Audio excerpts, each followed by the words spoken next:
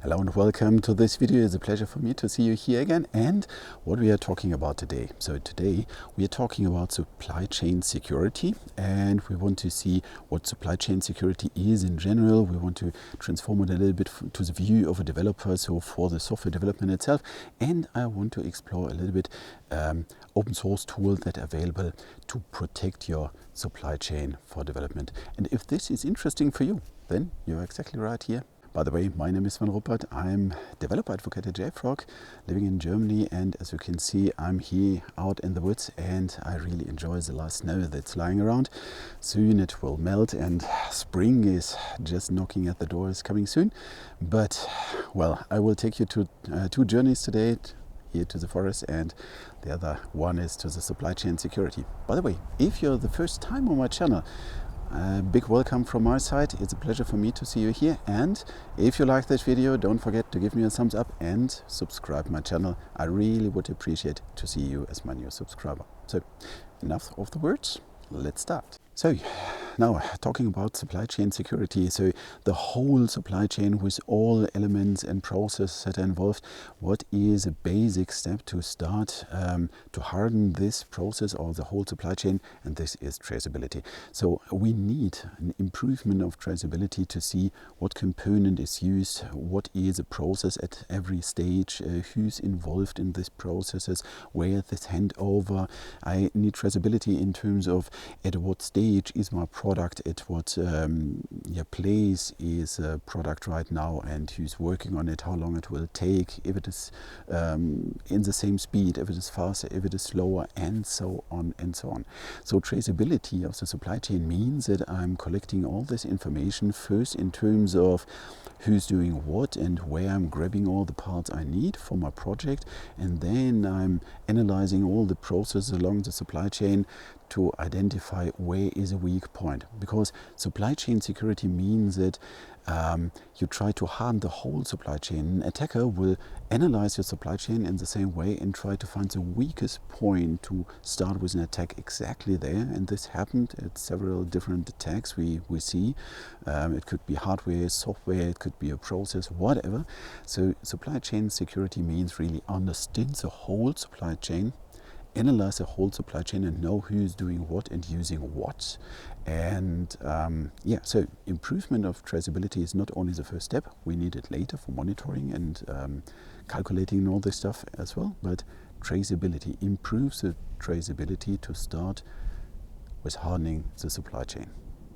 Okay, I want to highlight a few key factors that are influencing this dynamic security landscape that we have here in terms of supply chain. So on the big view, if you are looking at the whole supply chain, and if you're working internationally, for example, then you have different things that can influence supply chain security in terms of phishing, malware, and all this, or disinformation based on global events, crises, things that are happening in the global scale, so that you try to place an information in an email with some information where you're clicking in that is, for example, then activating something. Yeah? Okay.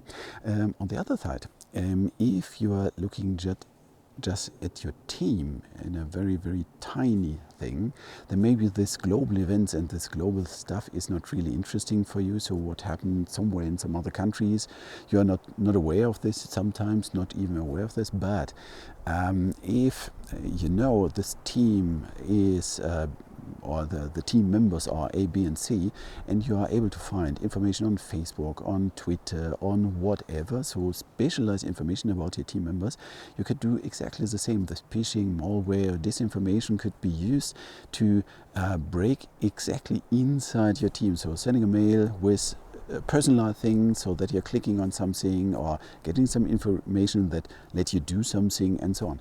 So this kind of attack is quite specific, but it's more and more used based on social media information, based on global information, based on events and what's happening right now. So really attacks that are placed on a dedicated day and time, so that it fits exactly to this point you want to address. And so having in mind that this is one of the really interesting key points, but we have more. We have this conventional, we had the state-driven attacks, we have this just driven by money attacks. So we have different things or motivations to attack your system. So this conventional, I just want to destroy, is one thing, but in the beginning 2022 we saw that even if you're working at a company and this company is not really the friend of government, some government somewhere in this world, it could be that you are attacked on a governmental state or on a state-driven attack, and this is a huge thing. And the same with the money, just how to get money, how to compromise, how to steal data and all that stuff. So these groups are more and more not only single persons, they are more and more organized groups. And if they are stealing some information to break into your system, sometimes they're just selling this information to other groups because they want to have more resources, better tools, and so on. So they need money as well for their attacks. And then they will steal the information how to break into your system, and then you have different groups that are attacking. They are attacking in different ways. They're changing the attack ways just to make sure that they are not so fast detected. And well, the main thing is they are just improving. They're improving, and they are selling this information, so different groups are attacking with the same information system and so on. And this is something that is just an ongoing process, so you can just protect more and more because they are better and better. They are learning, they are having more resources, better tools, and so on. And there's one thing that is very interesting. So some groups are specialized on some big companies or whatever. So they're breaking into these companies, they're learning about the infrastructure, and then over the years they're attacking again and again the same parts, the same governmental parts, the same companies, the same department, and they start learning about it. Not only about the social engineering, who's working there, what are the names, what is the hierarchy, who will have access to what. They are learning in terms of the infrastructure and the technology that's internally used, and they are slowly more and more trained on this infrastructure part. So long story short is they are more and more professional. They're sharing information between different groups, and it's nothing that is just enough. It's constantly improving, and you have to improve constantly yourself as well. One very specialized attack is a ransomware, and this ransomware is normally something is encrypted, and then someone will come to you and say, okay, you have to pay so many bitcoins to get all your information back. But more and more what we can see inside the supply chain, even if you are distributed over different countries, it could be that this attack is not money driven anymore. It's ideological or political motivated attack, and they are not interested in recovering stuff. They are not interested in getting the money. So that's not the point. So you have a ransomware attack, and it's just there to destroy.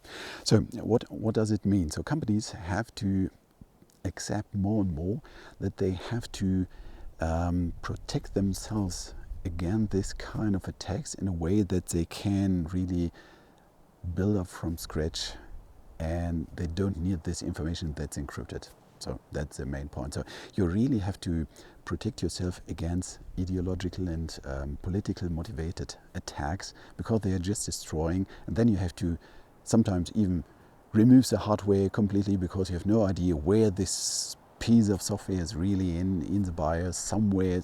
You have no idea. So really shift the hardware away and ramp up from scratch. So there's one thing that is coming more and more, and I think we have to protect ourselves more and more against this ideological and political motivated attacks.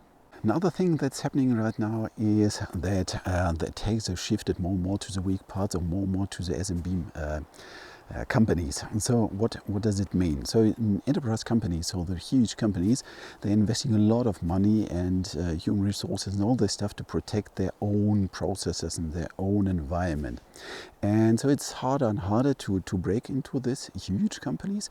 So the attacker is now searching for smaller companies that are delivering through this big company. So, and this means that for small and medium business size companies, the pressure will be higher and higher. So maybe 5 years or 10 years ago, they were not even a target. Now they are getting more and more the whole power of this cybercrime, because they are the weak points. They are the interesting thing, because they are not able to attack the huge companies anymore so efficiently.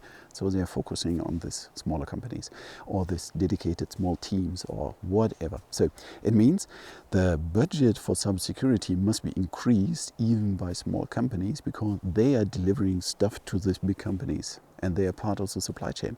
But a big company must have in mind that this will happen, so it's not enough to protect ourselves.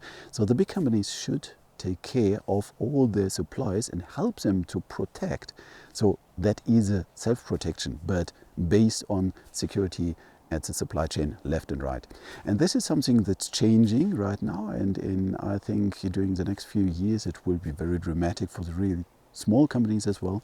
And let's see how they can improve their own supply chain security. But for this, the good thing is I will show you some open source tools, so that even with no budget on product side, you can start improving your supply chain security inside the software development. Okay, another thing that is more and more critical is the cloud infrastructure itself. So I didn't speak about the software part, I'm talking about the hardware part as well. So the main thing here is that we have more and more attacks that are using hardware bugs or weak points of the hardware, so that they can break out of the virtual environment and see what other parts are using or what is in other parts on this hardware. So what does it mean? So you are using the cloud, you want to minimize your costs and all this stuff, and you're using a public cloud, you're not using a managed or unmanaged private cloud, meaning that on the same hardware different participants are working, and if there is a bad one, then he will just go inside the Amazon cloud or Azure cloud or whatever and try to break out of his customer environment and read what other data is inside the memory, for example. And then try to identify, okay, at this region or that region we have this customers or that customers, and so on and so on. So the main thing here is that from going more and more to cloud, or if you're pushed to use software as a service because you're part of the supply chain, means at the same time that you have to protect yourself against this kind of attacks more and more. And the solution so far, they're a little bit more expensive, or they're quite CPU intensive. So at least for the attacks we know during the last 1 or 2 years. So it's definitely something you should have in mind, and you have to protect yourself if you're using public cloud infrastructure. And so think about it and analyze your processes. We saw so many things that could happen. Now, what can I do against it? So, and if you're in a big organization, you have the center of gravities, you have this central place where all this information is coming together, so that you have this high-level overview. What are the processes? What are the components? What are the deliverables? And so on and so on. So that you have the possibility to analyze the whole supply chain and identify the weak parts or what you want to protect first, and so on. So this is something that in the beginning you think mostly, oh, this is a huge amount of information, that's a huge complex task. And yes, it is nothing easy so that you can do just in one day and then you're done. The supply chain is mostly quite complex. So if you're in this big company, then you have mostly this dedicated department that is analyzing the whole stuff, collecting all the information and so on. But what can you do inside your own team? Inside your own team, it is necessary that you inside your team, so the whole team, that you identify, okay, what are our parts, what are our deliverables, what we are getting in, what we are sending out, so what are our processes, what is the gate that we have to maintain that's coming in and going out and all this stuff. And if you're doing this inside your team, you have the possibility to optimize and to harden at least your part of the supply chain. Okay, you will report this information upwards so that they are working with this information as well. But inside your team, you can start with this, and it's mostly important. It's really important that all team members will have the same understanding, or at least the same idea of the whole supply chain they are fulfilling inside this team, and what are the good and the bad parts and where they should focus on, and so on and so on. So yes, it makes sense even inside small teams to identify the whole supply chain and make sure that everybody has the same understanding of it. If you start hardening your own process, this part of the supply chain, that's the first step. But if you have done this one, it makes sense to analyze the steps before and after, because you have to make sure that you're not only identifying the direct attacks on your system, but you have this fragmented attack. So it means you have attacks that are doing a little bit before, a little bit on your side, a little bit after, but in total this is a complete attack. So, and to identify this one and to see and has a possibility to identify this, you need the information that is around your process, around your own step of the supply chain as well.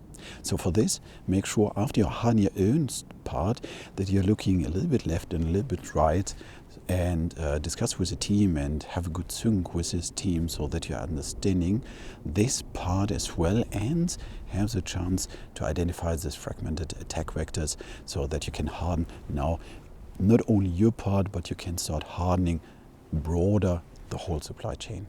Okay, after all this generic advice, so what you can do, I want to give the last generic approach, or this last generic information before I'm going to more detailed stuff. And what I'm talking about is, if you're inside a team, so if you start protecting or hardening your supply chain, make sure that you're building your own toolbox, or not your own toolbox, but create a toolbox that's for the whole team, so that everybody is working with the same tools, with the same metrics, with the same knowledge in this field to harden this supply chain. And it makes sense to not only to have this toolbox so that the whole team is working with the same stuff, so that you don't have this overlapping or these gaps in this protecting environment or protected environment. It makes sense so that you're reviewing the toolbox in a regular frequency or regular time, so that you can see if this toolbox is the right one for you, if it works properly. Do you have to harden it a little bit more? Do you need different tools? Or if this is, for example, too expensive, or you can improve it, and so on and so on. So this toolbox inside the team is nothing static. So you're deciding for this toolbox, you start working, all team members with the same toolbox to harden your supply chain, and then from time to time you're reviewing it and adopting best practices, maybe from other teams as well. Okay, I'm on my way again, so I'm with my backpack now in this direction for 3 hours or so. And during this time I want to explain a little bit, after we had all this generic stuff about the supply chain itself, there is 2 open source projects I want to, or 2 projects, both from the Linux Foundation, I want to highlight here. The first one is more the theoretical part, and the second one is the implementation of this theoretical part, at least from the most of these points. So the first project I'm mentioning here is Slsa, and it's I can't remember the acronym, so but it's pronounced Slsa.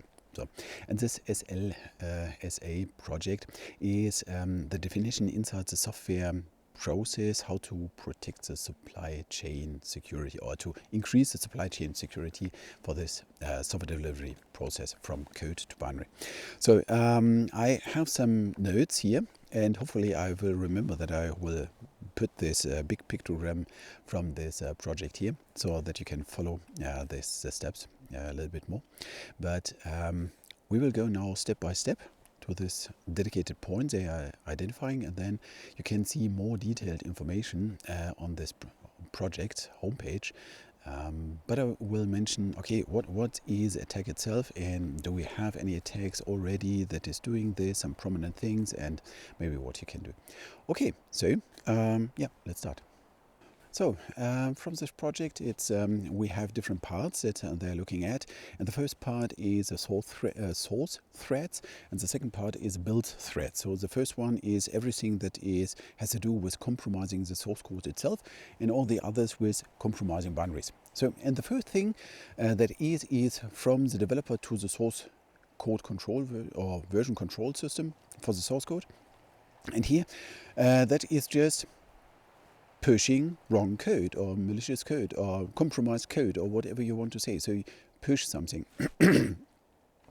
We had this already, and this was, for example, the Linux kernel. And inside for the Linux kernel, people just submitted over the official mailing list pieces of code, patches, bug fixes, enhancements, whatever. And then all pieces together that they are submitted, even with different persons, they lead to weak points inside the Linux kernel. So that is something that can be done if you just have the log in to the source control, that you can just push something what you want. It's something that you try to sneak in with official ways. It could be a colleague that want to compromise something or destroy something, and so on and so on. It's really an official way, just providing source code. And what can you do against it? And the most effective way with the less money is that you have two persons looking at this, and before you're committing code or accepting a merge request, the two independent people watching at this piece of code and try to identify what's going on and deciding, yes, it will be allowed into the main code base, yes or no. It's not catching all these vulnerabilities or this malicious or compromised piece of code, but it's collecting, let's say, 70-80%, whatever percentage. I don't want to speak about percentage, but a lot of these attacks or tries can be prevented. You can prevent your own system against with two persons are watching at a piece of code that's committed. So that's the first thing. And the next attack against this source code itself is attacking the Git server or the code version system, the server where you're storing your source code. And mostly it's Git, but so if you have a Git server and you're hosting this stuff by yourself, make sure that this is protected.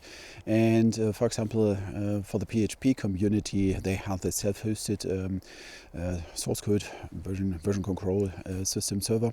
I'm not sure if it was Git or something else.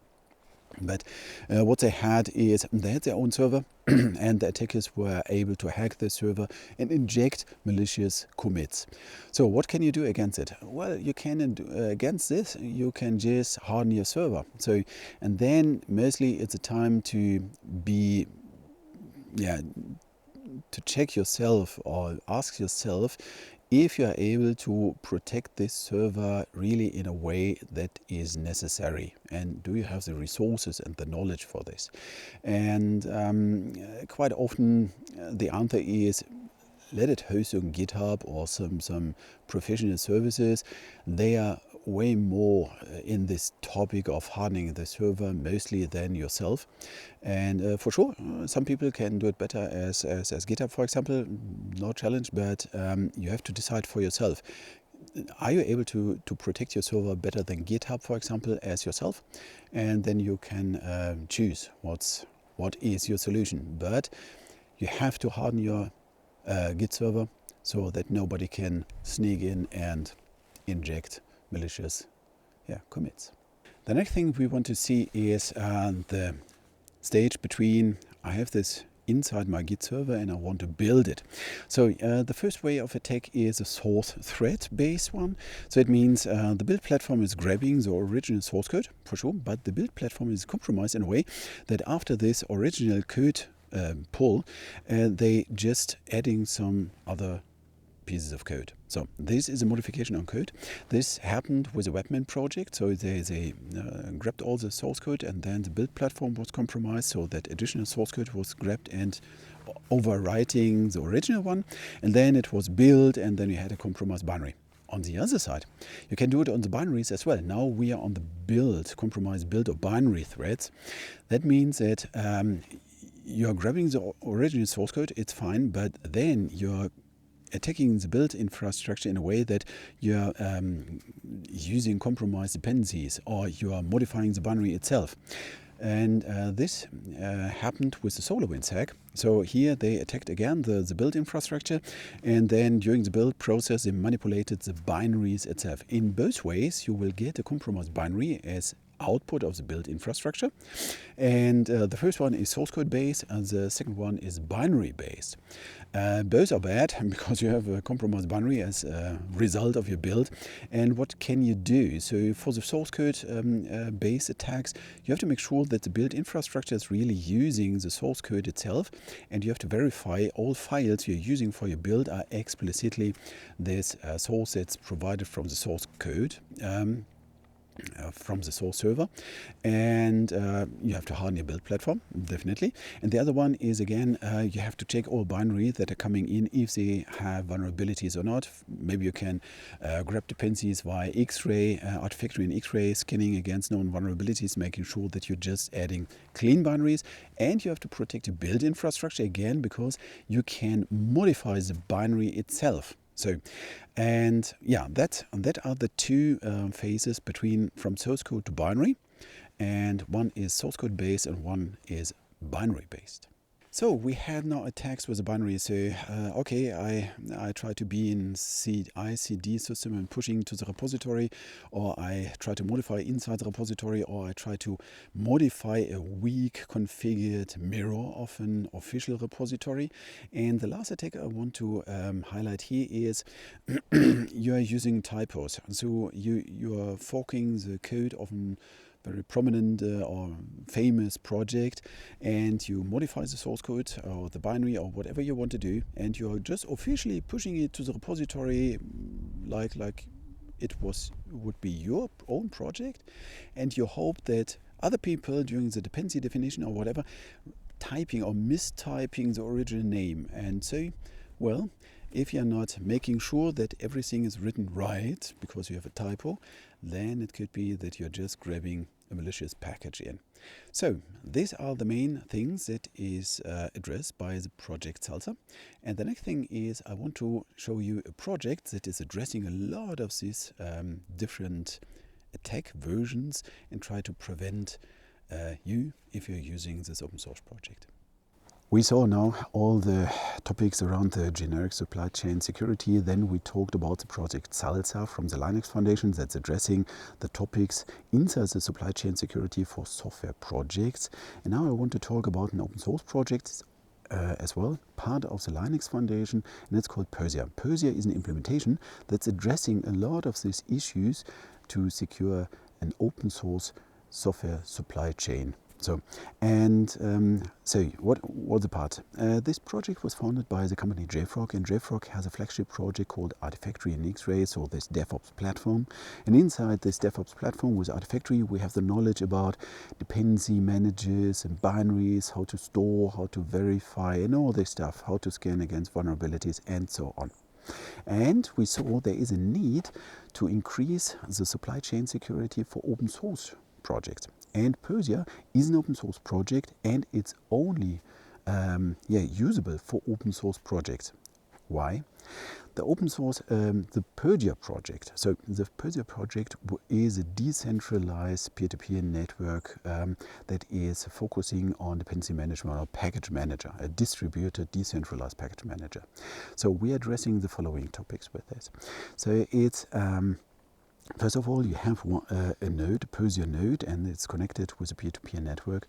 And then if you want to build something, what you're doing is you're pushing the URL to your source code as well as the commit hashtag to the Persia node.